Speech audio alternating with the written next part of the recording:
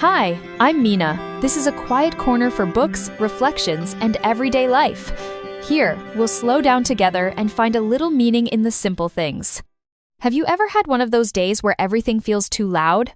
Your phone keeps buzzing, your mind keeps racing, and even simple things start to feel heavy. You know you should relax, but somehow even relaxing feels like another task on your list. I've had days like that too, and one day in Sydney, I experienced something that really stayed with me. I didn't bring my phone with me.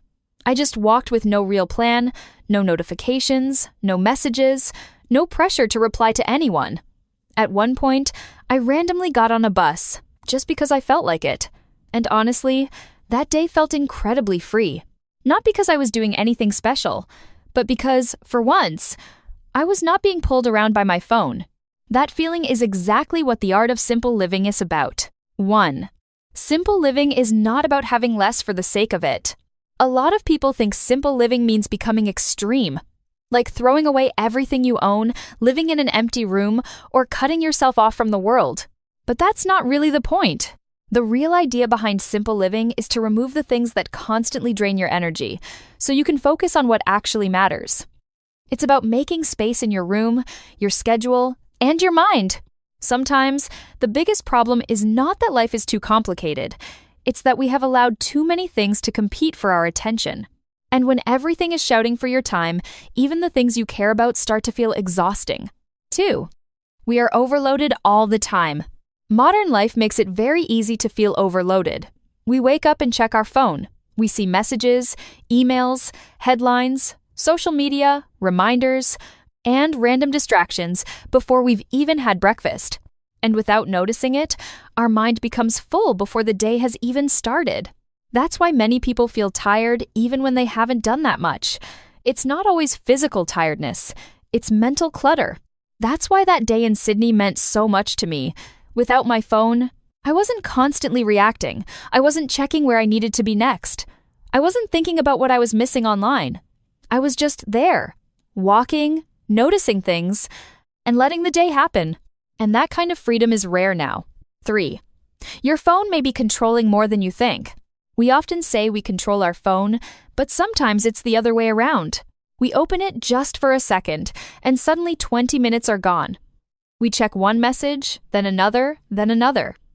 We tell ourselves we're resting, but really, we're just being pulled from one distraction to the next. That's why going without my phone in Sydney felt so different. It was not just about not having a device.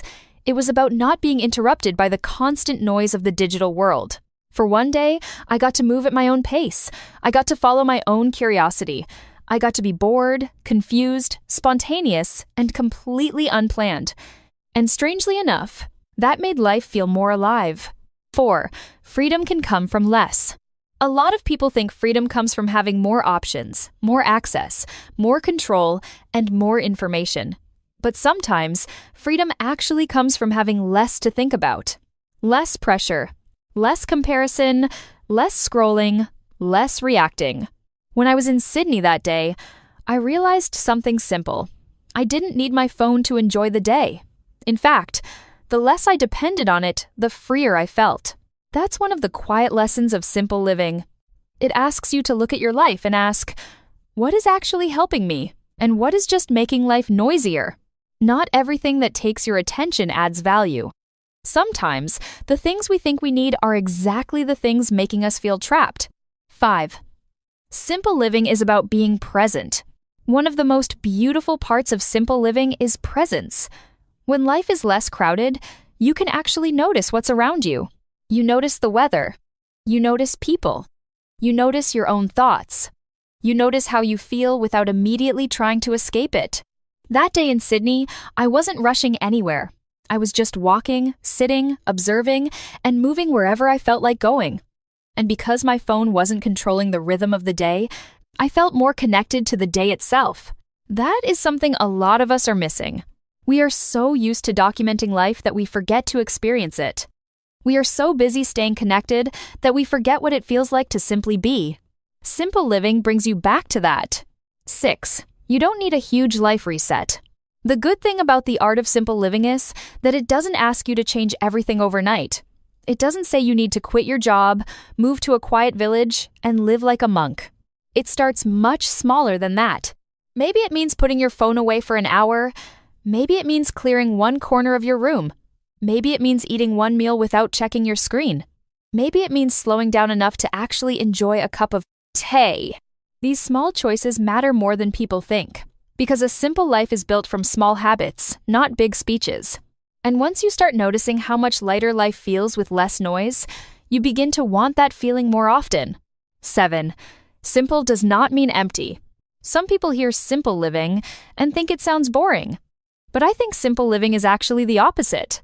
It gives you room to breathe, room to think, room to feel, room to enjoy the small things that usually get buried under stress. A simple day can still be a rich day. A quiet day can still be a meaningful day. A phone-free walk, a train ride, a cup of coffee, a random bus trip, these can become some of the most memorable parts of life, precisely because you were fully there for them. That's what I remember from Sydney, not because it was a perfect day, but because it felt real. 8.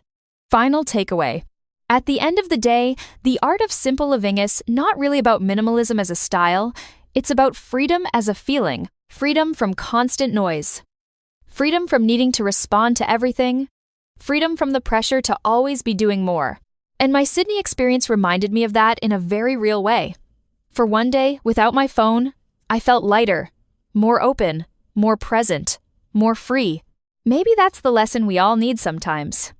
You don't always need more input. You don't always need more stuff. Sometimes you just need a little less. And in that space, life becomes easier to hear. The art of simple living is not about escaping life. It's about finally being able to live it. Thanks for spending this time with me. Let's keep reading, keep reflecting, and keep finding a little more calm in everyday life.